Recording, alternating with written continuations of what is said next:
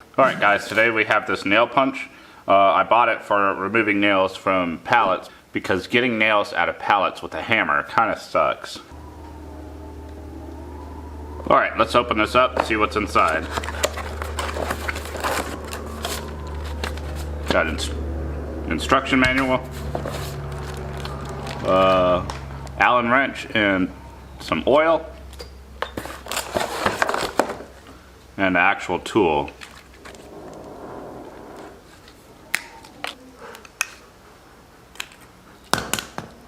Alright, let's go get a pallet and test this thing out.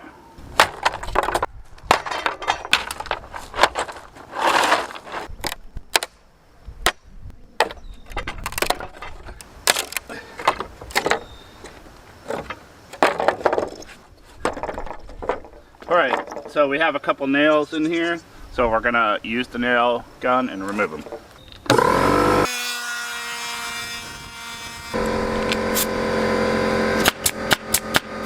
Just slip it over the nail and you punch it out.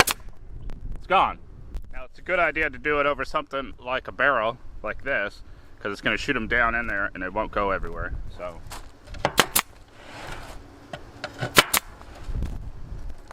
super easy.